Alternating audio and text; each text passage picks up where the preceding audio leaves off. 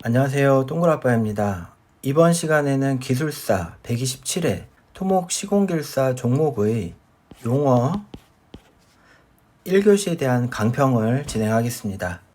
먼저 전체 문제 읽어보면서 난이도 체크하겠습니다. 1번 PTM 공법 프로그레시브 트렌칭 메서드. 2번 옹벽의 이음 조인트이고요. 3번 문제 말뚝머리와 기초의 결합 방법. 4번 굳지 않은 콘크리트의 구비 조건. 5번 제방의 파이핑 검토 방법. 6번 교량 받침의 유지 관리. 7번 댐 감쇄공. 8번 시공 상쇄도. 9번 카린시안 공법 카린시안 커렌 커버 메서드. 이어서 10번 PSC 교량의 소슴 캠버 관리. 11번 토치장 버로핏 선정 조건. 12번 방파제의 종류 및 특징. 마지막 13번 이중 벽체 구조 2열 자립식 흙막이 공법 BSCW 버러스 타입 셀프 서포팅 컴포짓 월 나왔습니다. 강문제 강평 전에 127회 강평에 대해서 잠시 안내 말씀드리겠습니다.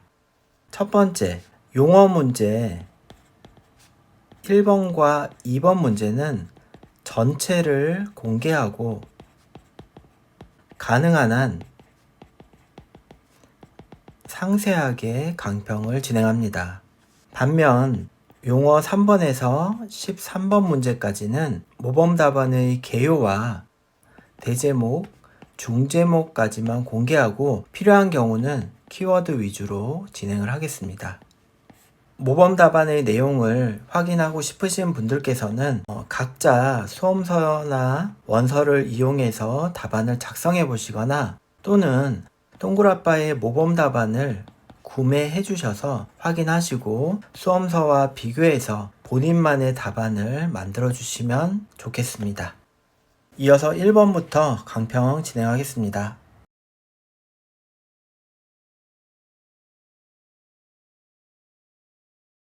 (127회) 용어 1번 PTM 공법입니다. PTM 공법은 표면 처리 공법을 하는 장비의 이름이 아니고 표층 처리 공법의 한 가지 종류입니다. 자, 요거 기억해 두시고 내용 보도록 하겠습니다. 대제목 1번 개요. PTM 공법은 초연약 지반의 표층에 체계적인 트렌치망을 형성하여 표층의 배수와 건조를 촉진시키는 공법의 한 가지 종류입니다. 대제목 2번 PTM 공법의 시공 방법 및 시공 단계별 장비 조합까지 이렇게 설명을 합니다. 순서대로 보도록 하겠습니다. 첫 번째는 토제를 시공하는데 토제의 시공 목적은 매립 구간을 분할하기 위함입니다. 아래 그림에서 보시면 원래 표토가 이렇게 형성되어 있는데 토제를 이렇게 쌓아 올려서 매립 구간을 분할합니다. 이어서 시공 방법 두 번째, 준설 매립입니다. 해성 점토를 준설 매립, 펌프 준설선 등을 이용해서 매립을 합니다. 그림에서 보시면 이렇게 준설 매립하는 그림을 이렇게 그려주었습니다. 이어서 세 번째, PTM 공법을 시공합니다. PTM 공법은 침강 후에 자중압밀이 어느 정도 진행된 경우, 즉 장비가 지나다닐 수 있는 정도가 된 후에 진행을 한다는 얘기인데 어느 정도는 매립 완료 후 3개월 경과 표층 함수비가 150% 전후인 경우를 말합니다. 자중압밀이 어느 정도 진행되면은 주 베이스 트렌치 및 트렌치를 시공합니다. 아래 그림에서 보시면 이렇게 준설 매립을 하고 가장 외곽 측에는 이렇게 주 베이스 트렌치를 시공을 하고 내부 쪽에는 얕은 트렌치를 시공을 합니다. 트렌치를 시공하고 표면이 굳어짐에 따라서 트렌치를 점진 시공하게 됩니다. 트렌치의 깊이와 폭을 늘려서 시공한다는 얘기가 되겠고요. 아래쪽에 시공 단계별 장비 조합 먼저 보도록 하겠습니다. 시공 단계는 1단계, 2단계, 3단계로 구분되고 공통된 장비는 암피롤이 사용이 되고 2단계, 3단계에서는 디스크 휠과 디치 커터 등이 사용됩니다. 우선 디스크 휠과 디치 커터는 이런 굴삭기 위에 연결된 이러한 커터를 말하고요. 이렇게 회전시켜서 트렌치를 조금 더 깊게 형성해 나가는 과정이 됩니다. 자, 암피롤이라는 장비는 이렇게 오거처럼 생긴 오거롤이 이렇게 달려 있고 그 위에 이렇게 몸체가 있어서 조작을 하는 형태입니다. 암피롤은 유튜브 화면을 잠시 보면서 소개시켜 드리도록 하겠습니다.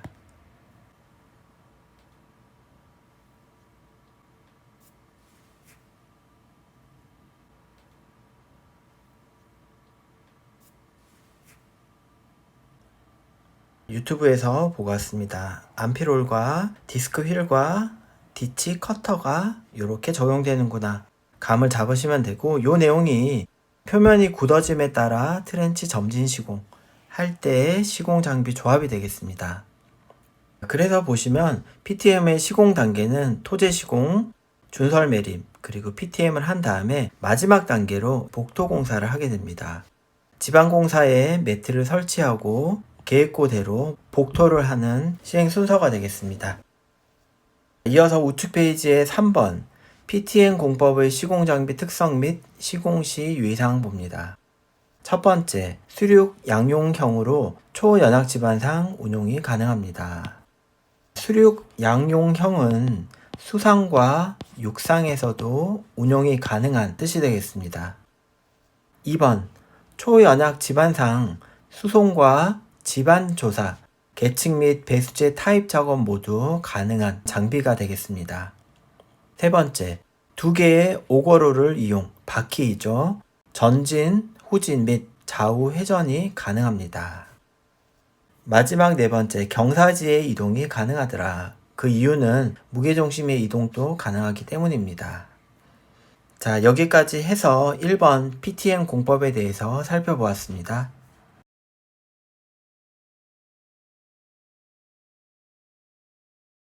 용어 2번, 옹벽의 이음, 조인트 보겠습니다. 대제목 1번은 개요입니다. 옹벽의 이음, 줄루는 시공이음, 수축이음, 신축이음으로 크게 구분할 수 있고 설치 방법과 목적 등이 상이합니다. 바로 아래에 개요도를 그린 답안 형태가 되는데 개요도 부분 같이 보도록 하겠습니다. 전개도를 그려왔고요. 이 아래쪽에 보시면 접판입니다. 접판의 두께는 일반적으로 400입니다. 그리고 옹벽 상단을 이렇게 그립니다. 벽체의 높이는 2600. 따라서 이 옹벽 전개도의 그림은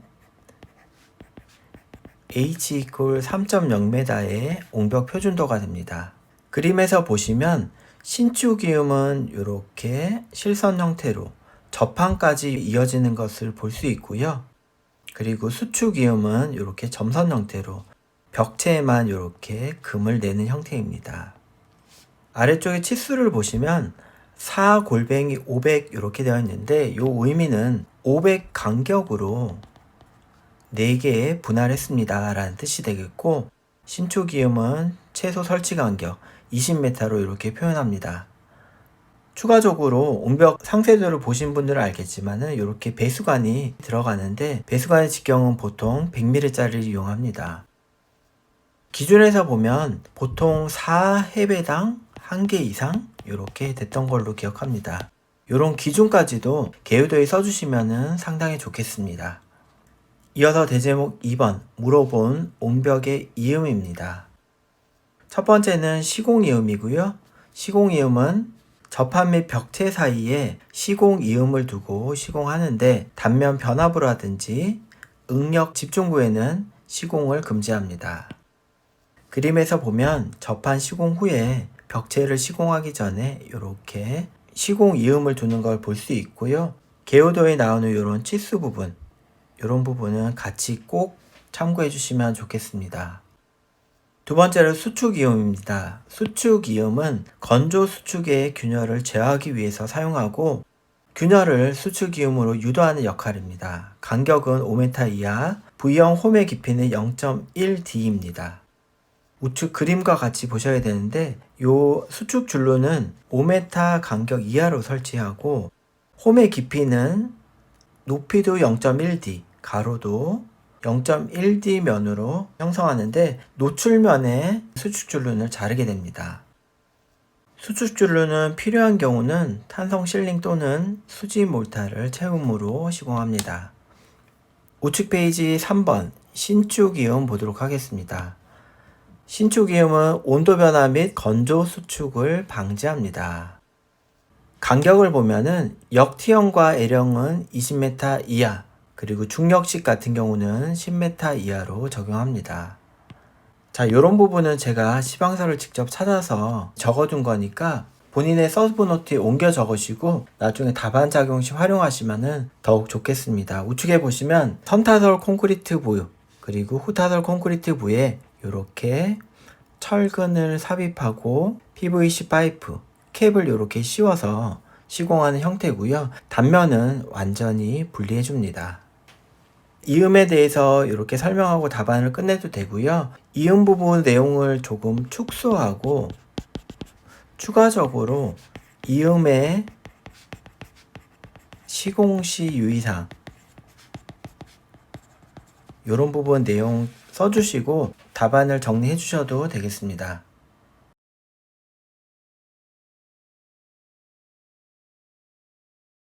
127의 용어 3번 말뚝머리와 기초의 결합 방법입니다. 말뚝머리의 두부 정리 이후 공정이라고 보시면 되고요. 같지는 않습니다. 내용 보도록 하겠습니다. 대제목 1번은 개요. 말뚝머리와 기초의 결합 방법은 강 접합과 힌지 접합으로 분류되고 토목 구조물과 같이 수평 변이 등을 억제할 필요가 있는 경우는 강 접합을 주로 사용합니다.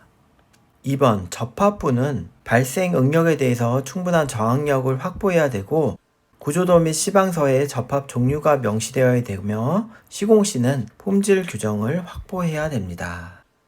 개요 2번에 이렇게 길게 썼는데 이 부분은 나중에 기초 결합 방법 시공시 유의사항으로 이렇게 가져가셔도 좋습니다. 대제목 2번 내용 봅니다. 말뚝머리와 기초의 결합 방법이고 크게 개요에서 말했듯이 첫 번째 힌지 접합과 두 번째 강 접합으로 구분이 됩니다. 힌지 접합은 첫 번째 PS 강선을 남겨두는 경우, 두 번째는 PS 강선을 절단하는 경우가 되겠고 말뚝 내부에 배근된 PS 강선을 얘기하는 겁니다. 이어서 우측 페이지 강접합 봅니다. 강접합은 첫 번째, 말뚝의 매입 깊이가 100mm인 경우, 보통 일반에 해당되는 경우가 되겠고, 두 번째, 말뚝의 매입 길이가 600mm 이상인 경우, 이렇게 구분해서 서술하실 수가 있겠습니다.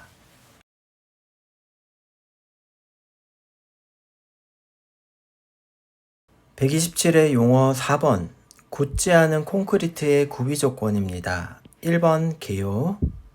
첫 번째, 콘크리트는 굳지 않은 상태에서 작업에 대한 적합한 워커빌리티 등을 구비해야 되고, 두 번째, 콘크리트는 굳은 상태에서는 강도, 내구성, 수밀성 및 강제 보호 성능을 가지고 있으며 균질의 상태여야 됩니다.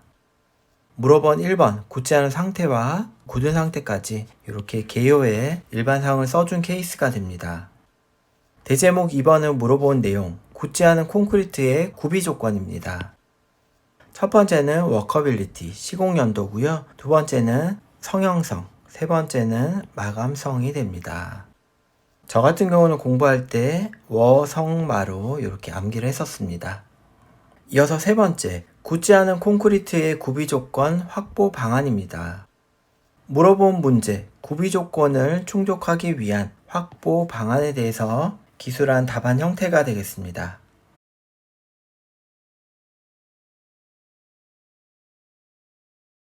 127회 용어 5번입니다. 제방의 파이핑 검토 방법. 1번은 개요. 개요 1번. 제방은 수위 상승 시 제외지에서 제체 및 제체 하부 지층에 물이 침투하여 흐르게 되는데, 이때 물과 함께 흙 입자가 씻겨 나가면서 유로를 형성하는 현상을 파이핑이라고 합니다. 자, 물어본 문제. 파이핑이라는 전제 조건에 대해서 정확하게 정의를 내려준 개요 형태가 되겠습니다. 대제목 2번은 제방의 파이핑 검토 방법이고요. 하천 설계 기준을 참고해서 답안을 작성했습니다. 첫 번째는 한계 동수경사 ICR에 의한 방법, 두 번째 한계 유속에 의한 방법, VCR에 의한 방법, 그리고 세 번째는 수치 해석에 의한 방법입니다. 내용 중 CR이라는 거는 크리티컬을 말합니다.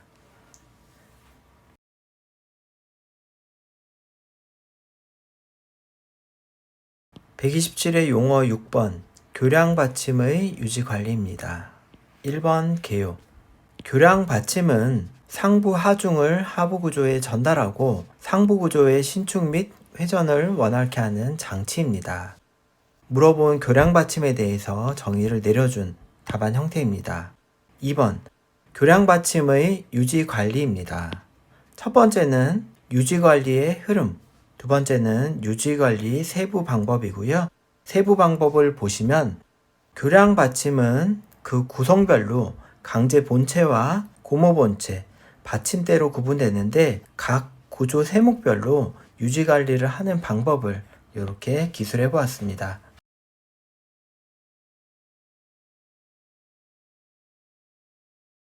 127회 용어 7번 댐 감쇄공입니다. 1번 개요. 댐 감쇄공은 여수로 급경사로, 여수로 급경사수로 하류단의 고유속 방류수가 가지는 에너지를 감쇄시켜 하류단 구조물의 침식과 파괴를 막는 구조물이다, 이렇게 되어 있습니다. 상류에서 하류로 이렇게 물이 내려갈 때 이 물의 흐름을, 에너지를 감쇄시키는 장비이다, 이런 내용이 되겠습니다.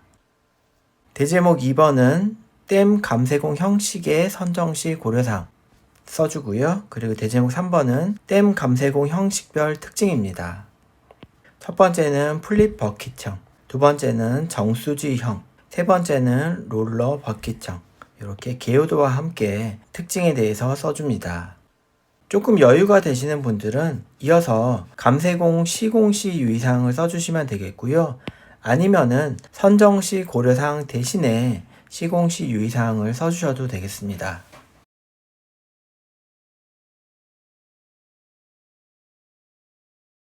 127회 용어 8번 시공 상세도입니다. 대제목 1번은 개요. 시공자가 건설공사의 진행 단계별로 요구되는 시공 방법과 순서 목적물을 시공하기 위해서 필요한 자재와 그 상세 등을 설계 도면에 근거하여 작성하는 도면입니다. 대제목 2번은 시공 상세도의 요구 조건, 이렇게 써보았고요. 대제목 3번은 시공 상세도의 작성 방법 및 작성 시 유의사항입니다.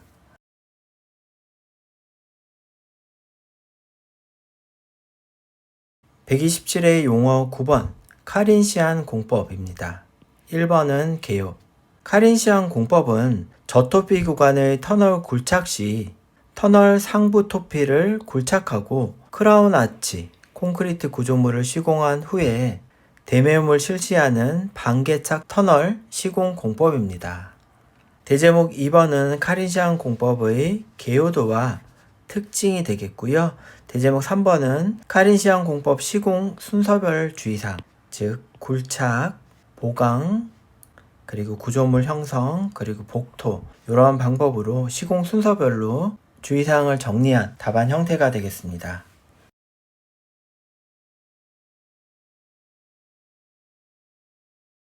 127회 용어 10번 봅니다. PSC 교량의 소슴, 캠버 관리입니다. 1번 개요. 첫 번째, PSC 교량은 외부 하중 작용 전 미리 부재 내 응력을 가해서 긴장시킴으로써 외부 하중에 의해서 발생되는 인자응력의 일부를 상쇄시킨 구조 형태를 말합니다. 이러한 PSC 교량에서 소수미란 하중에 의한 처짐을 고려해서 상향으로 일정 높이를 주어서 제작하는 것을 말합니다. 물어본 PSC 교량에 대한 부분, 그리고 소수미에 대한 부분에 대해서 개요를 정성스럽게 써줍니다. 대제목 2번 PSC 교량의 소수 및 처짐 관계도, 개요도와 관련 공식, 내용에 대해서 써줍니다.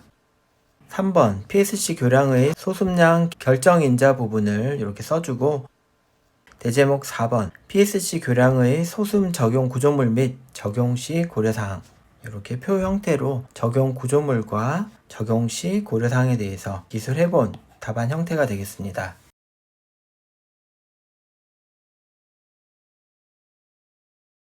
127회 용어 11번 토치장, 버로핏 선정 조건입니다. 대제목 1번은 개요. 토치장은 토공사에 필요한 성토 재료를 확보하기 위해서 자연상태 토사를 절취하는 장소로서 토질, 토량, 운반거리 등을 종합적으로 고려해서 산정해야 됩니다. 물어본 문제에 대한 정의와 앞으로 쓸 내용에 대해서 정리한 개요 형태가 되겠습니다. 두 번째, 토치장의 선정 조건이고요. 토치장에 대한 대표 개요도를 하나 그려주고 아래에 상세 내용을 써줍니다. 첫 번째, 토질 조건, 두 번째, 토치량, 세 번째, 운반거리, 그리고 네 번째, 다섯 번째 이렇게 상세 내용을 써줍니다.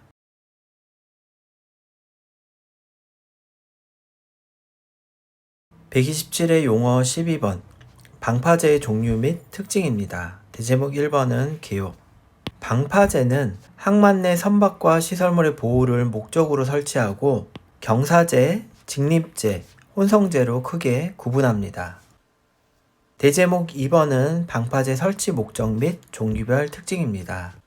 설치 목적에 대해서 이렇게 차트식으로 작성을 해보고 쓸 내용이 많기 때문에 종류별 특징은 과감하게 표 형태로 이렇게 작성한 답안 형태가 되겠습니다.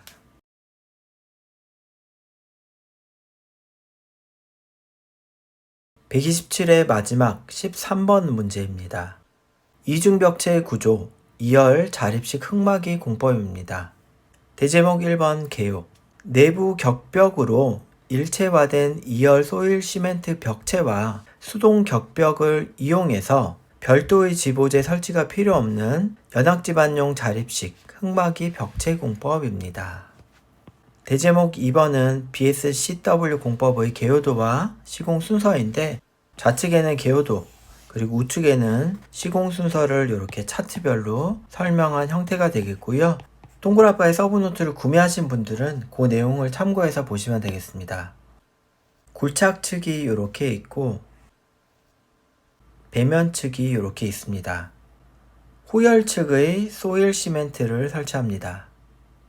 두 번째, 전열측의 소일 시멘트를 시공하고 주동측의 내부 격벽에 JSP를 시공합니다. 이어서는 수동측의 내부 격벽 JSP를 시공을 합니다. 마지막으로 상부 가설 구조물을 시공하고 끝을 냅니다. 이런 게 BSCW 공법입니다.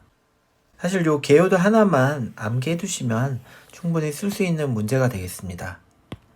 우측 페이지의 대제목 3번은 BSCW 공법의 특징을 썼는데 사실 특징이기도 하고 시공 시 주의사항이기도 합니다. 자, 이렇게 13번 문제까지 살펴보았습니다.